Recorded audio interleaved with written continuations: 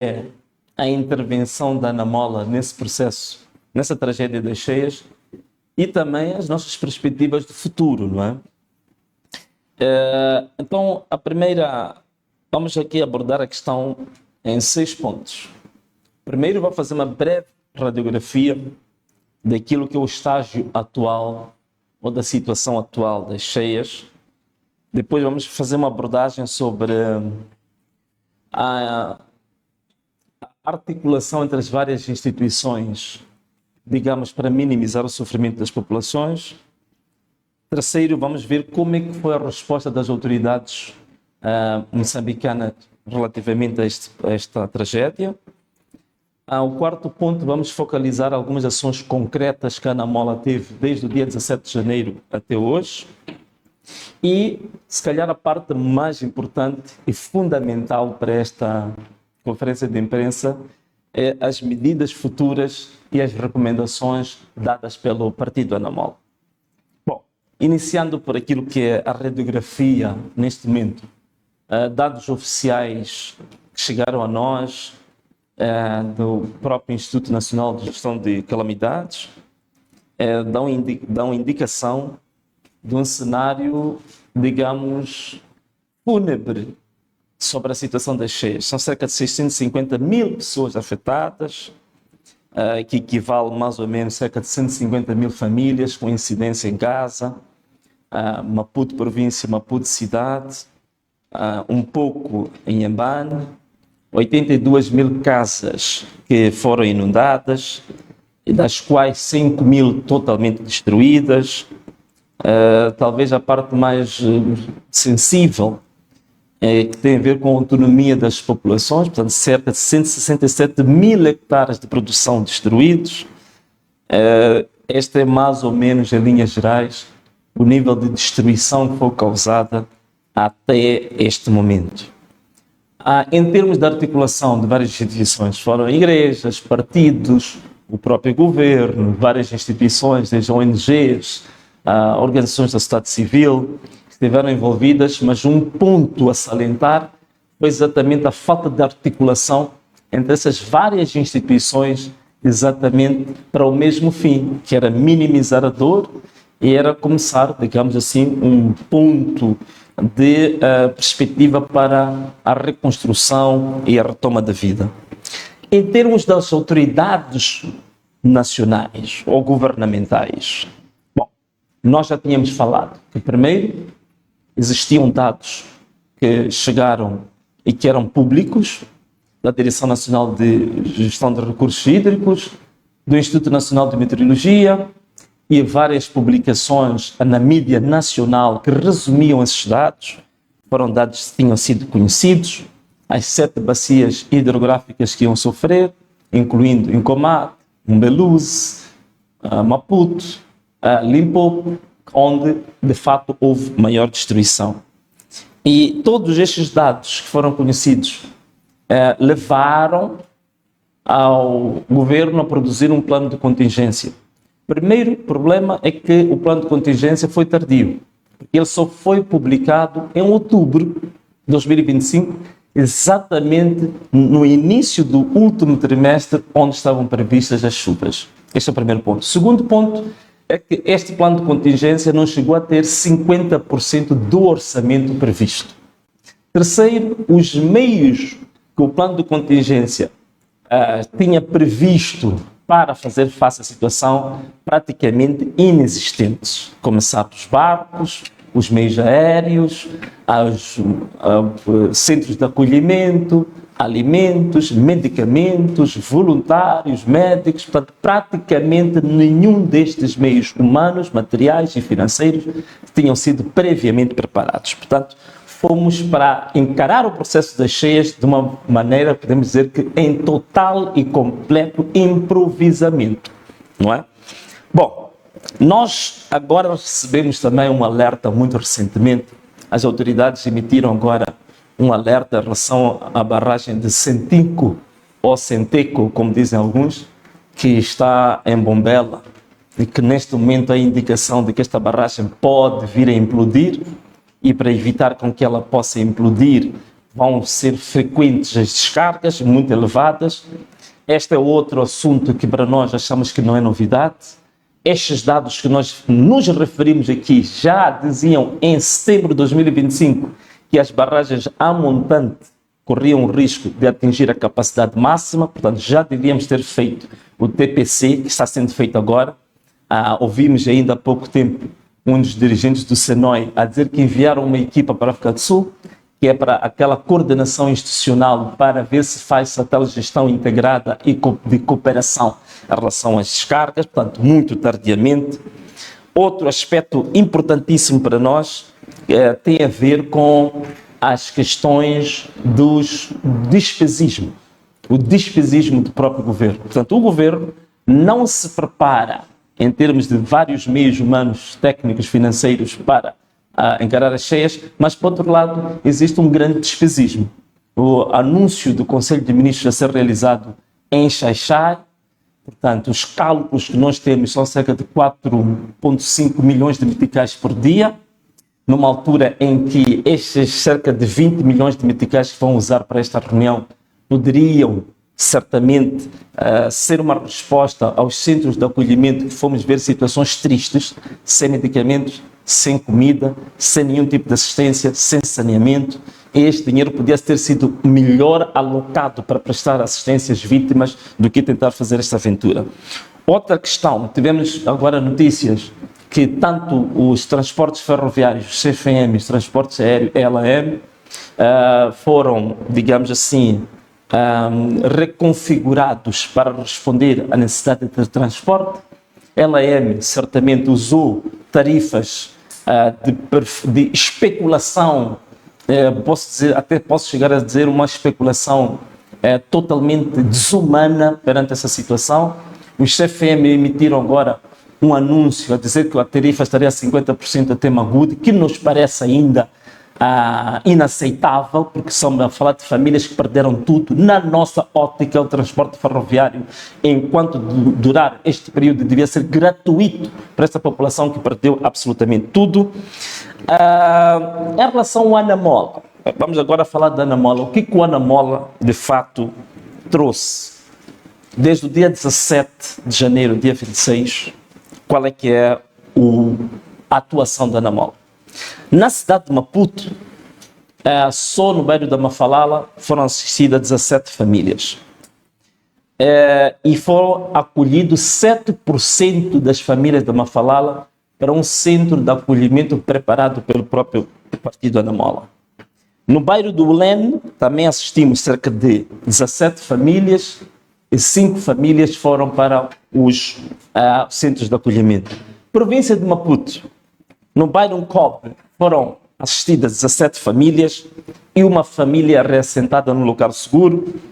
Na nossa sede, a sede provincial da Anamola, 20 famílias que estavam acolhidas, com acesso a apoio logístico e, inclusivamente, também assistência médica que tinha sido, digamos, alocada. No bairro de Salala, tínhamos um centro preparado pelo Anamola, que acolheu 142 pessoas. Portanto, foi o maior centro de acolhimento da iniciativa da Anamola, dos seus parceiros e dos seus membros. E neste centro, tenho que salientar que a Direção Provincial de Saúde da Matola foi fazer uma inspeção e não encontrou nenhum sinal de risco no maior centro da Anamola, na Zona Sul. No bairro São Damaso, demos assistência a cerca de 8 famílias. Em Matola Rio, demos assistência a 5 famílias e, curiosamente, acolhidas na casa do presidente da AJA, que é a Aliança Jovem Anamola. Em Marraquém, alocamos 34 famílias e, como não tínhamos instalações, a Anamola arrendou 7 casas para essas 34 famílias. Na Manhissa, demos assistência a 120 pessoas que estavam acolhidas na Igreja Batista da Manhissa, onde é liderada pelo pastor Luís Manhissa, e no Centro de Acolhimento da Escola Primária 3 de Fevereiro, demos assistência a 300 famílias, que são mais ou menos cerca de 705 pessoas. Província de Gaza,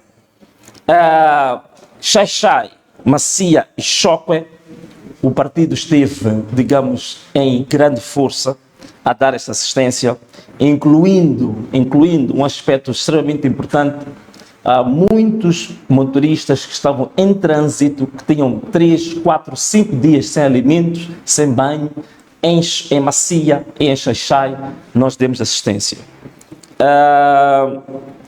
Na escola, no centro de acolhimento Josina, secundária John Issa, Manzir, portanto, em todos estes pontos a Ana Mola esteve. Em Xaixai, preparamos uma casa, um centro de acolhimento dado por um empresário ligado ao partido Ana Mola, e em vários outros centros de acolhimento que nós tivemos a dar assistência. Vou assim resumir, talvez um dado muito importante para a província de Gaza é que nós, em Chope, onde os danos foram muito elevados, cerca de 49 pessoas foram acolhidas na casa do nosso coordenador provincial. Em Chilembene, isto também importa referir, tem a ver com as medidas que vamos anunciar a seguir, o coordenador distrital, chamado Lucas Macamo, usou um barco e já começou com uma atividade que agora nós temos muito enfoque, que é da localização das pessoas desaparecidas. E fez o resgate de uma pessoa e também foram encontrados e recuperados 3 corpos pelo nosso coordenador de Chilembene. Depois tivemos também assistência dada em Xigubo, no nosso documento que vamos passar para vocês, vão ver isto com detalhes. Na província de Inhambane, fizemos a reconstrução de várias casas que tinham sido destruídas e, em resumo, podemos dizer que esta foi, digamos assim, a atuação, a intervenção do partido Ana Mola. Nós queríamos salientar algumas questões que repudiamos que aconteceram durante este período. Uma delas nem tem a ver com a Ana Mola, tem a ver com outro partido, mas que nós achamos que a nossa postura de Estado e também a nossa obrigação de cidadania está acima dos partidos. Portanto, nós sabemos que em Buzi, o MDM foi impedido de prestar assistência a famílias que estavam a precisar e que as autoridades não tinham capacidade de fazer. Esta é uma questão que nós repudiamos.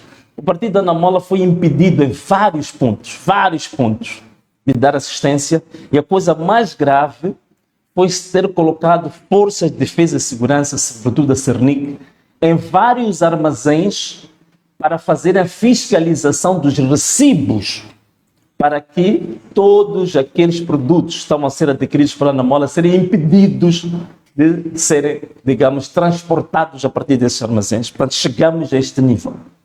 Tivemos o caso de muitos centros de acolhimento, digamos, instalados pela Ana Mola, famílias serem expulsas desses centros de acolhimento pura e simplesmente porque era o partido Ana Mola. Então, tivemos variadíssimos casos desses que repudiamos, né? E só para dizer que esta intolerância política chegou ao extremo, que nós tivemos coisas extremas como na Zambésia, em Luabo, e que 2 coordenadores do Ana Mola foram assassinados a tiro pela UIR.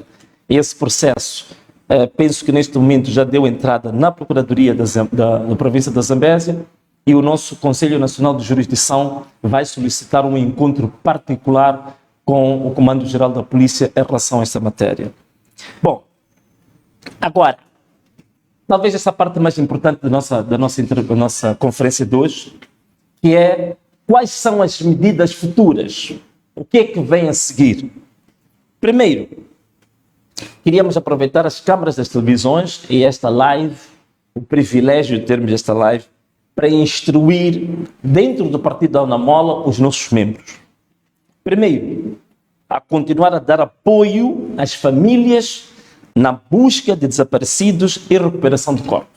Este é o primeiro ponto. Todos os membros da Ana Mola, em todas as nossas delegações, devem levar a cabo esta atividade nos próximos tempos. 2.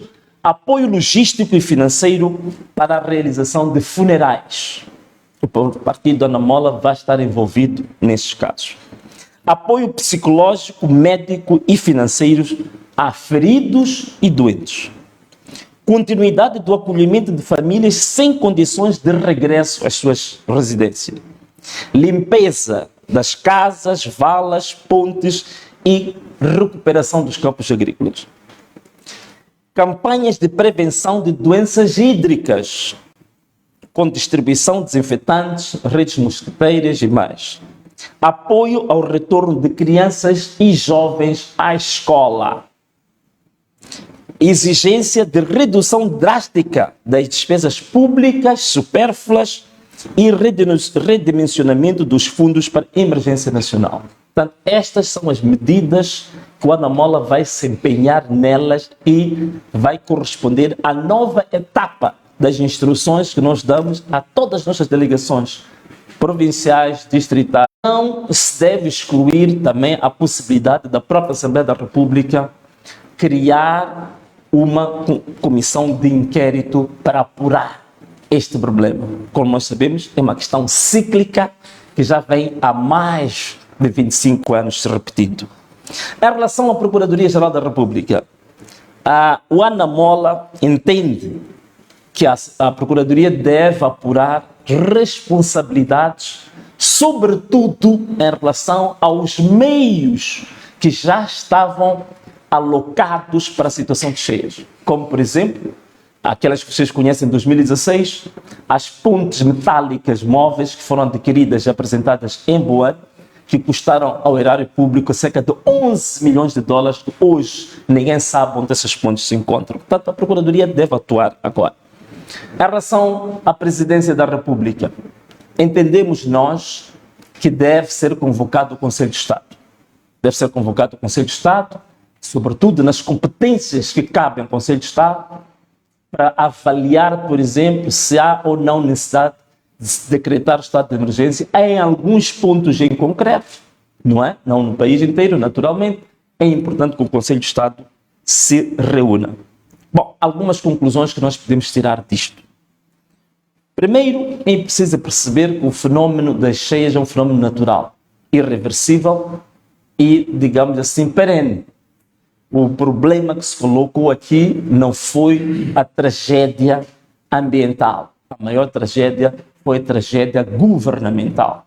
Portanto, o descalabro, o colapso governativo que mostrou total incapacidade de gestão dessas situações. A segunda questão que nós queríamos colocar é que, de fato, nós estamos perante uma situação que demonstra que o programa deste governo, que já foi aprovado, o programa quinquenal do governo, o PSOE, é totalmente um fracasso e não tem capacidade, nem está adequado para aquilo que são as necessidades que o país se encontra. A última é que o Ana Mola estará com o povo e tudo fará para que este povo, de fato, ainda tenha uma esperança e que este país, de fato, ainda tenha uma possibilidade de se tornar uma das maiores nações do mundo, que sempre foi a nossa visão de que Moçambique tem esse potencial de ser uma das nações do mundo nos próximos tempos. Portanto, esta era a nossa conferência de imprensa. Depois poderemos partilhar o documento. Aqui tentei sintetizar um documento um pouco mais longo. Esta é a síntese daquilo que é a perspectiva da Ana Mola, da radiografia, da situação atual e as perspectivas para a próxima etapa da recuperação pós-cheias. Muito obrigado. Obrigado. Opa, hoje está bom, hoje está nice, não perguntas. Tá bem. Ok, tudo bem. Então, obrigado então. Dá.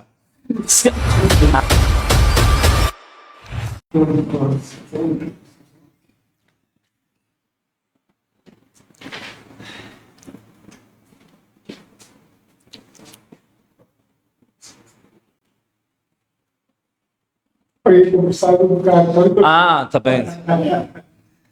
Então hoje temos. Yeah.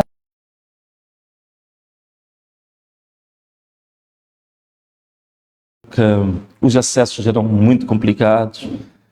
Agora, alguns lugares já é possível aceder com alguma facilidade, mas ainda se colocam questões, sobretudo da província de Gaza, ainda está isolada, não é? É isolada, mas ainda há muito trabalho. Como eu disse em Xilembene, de acordo com a informação que tinha dado na última conferência de imprensa, que era um lugar que nós receávamos encontrar muitos corpos a flutuar.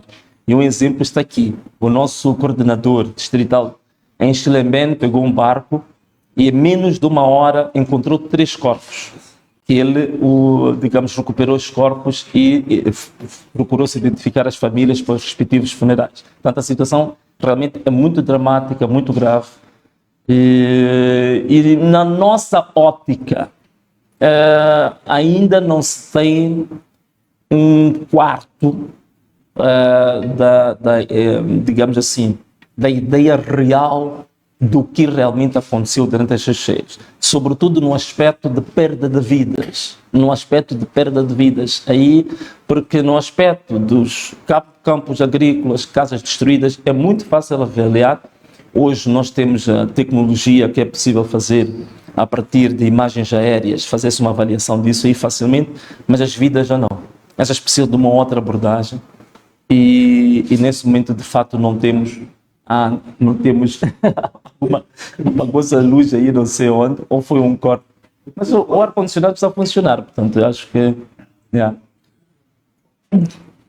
sim, então não é desse lado, isso não tem um interruptor aí atrás não, desse lado